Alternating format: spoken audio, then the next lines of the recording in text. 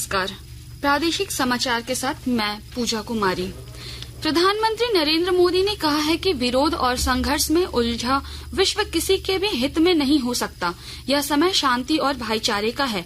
आज नई दिल्ली के यशोभूमि में G20 देशों के संसदीय पीठासीन अधिकारियों के सम्मेलन P20 को संबोधित करते हुए उन्होंने कहा कि खंडित विश्व कभी भी वर्तमान चुनौतियों का समाधान नहीं कर सकता। प्रधानमंत्री ने कहा कि सबके विकास और कल्याण के लिए यह समय साथ मिलकर आगे बढ़ने का है। राज्यपाल सह झारखंड राज्य के विश्वविद्यालयों के कुलाधिपति CP राधाकृष्णन ने आज विनोद बिहारी महतो कोयलांचल विश्वविद्यालय धनबाद के कुलपति प्रोफेसर सुखदेव भोई को पद मुक्त करने का आदेश दिया है। प्रोफेसर सुखदेव भोई के विरुद्ध विभिन्न स्तरों से कई गंभीर शिकायतें कुलाधिपति कार्यालय को प्राप्त हुई थी, जिस पर राजभवन द्वारा जांच का आदेश दिया गया था। उच्च शिक्षा विभाग के द्वारा आरोपों की जांच हेतु एक टीम गठित की गई।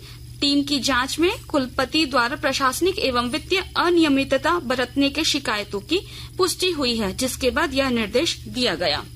नगर राजभाषा कार्यान्वयन समिति की 6माही बैठक रांची के होटल रेडिएशन ब्लू में चल रही है। इस बैठक की अध्यक्षता मुख्य आयकर आयुक्त कुमार संजय ने की।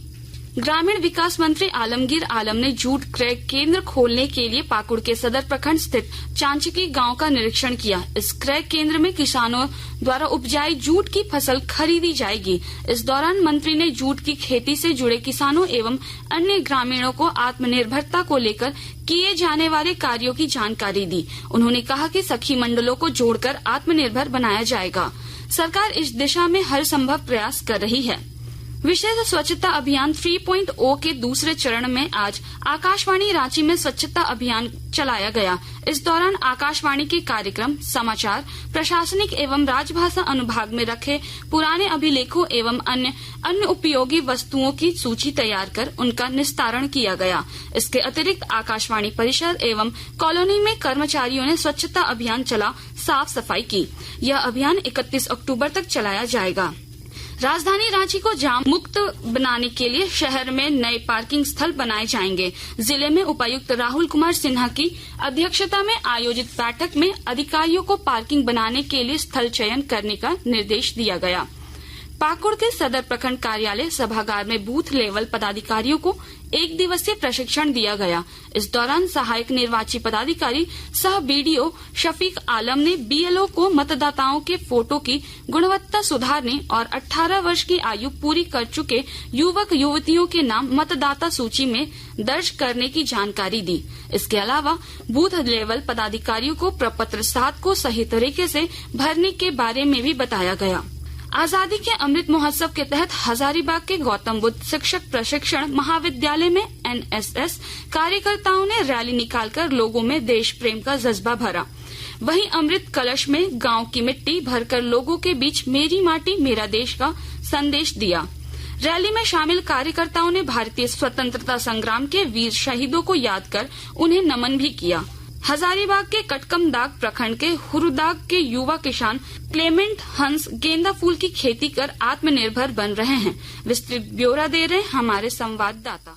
हजारीबाग के कटकमदाग प्रखंड के सुदूरवर्ती ग्राम हुरदाग के युवा किसान क्लेमेंट हंस गेंदा फूल की खेती कर स्वयं जहां आत्मनिर्भर हो रहे हैं, वहीं क्षेत्र के किसानों के लिए प्रेरणा स्रोत बन गए हैं।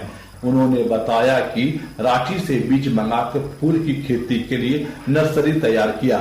इसके लिए उन्होंने 15,000 पूंजी लगाई है। HDFC बैंक से संपोषित हुआ KGV द्वारा संचालित संपूर्ण ग्राम विकास परियोजना के तहत परिवर्तन कार्यक्रम से उन्होंने पिछले वर्ष फूल की खेती करने का प्रशिक्षण लिया था। गौरव प्रकाश, आकाशवाणी समाचार, हजारीबाग।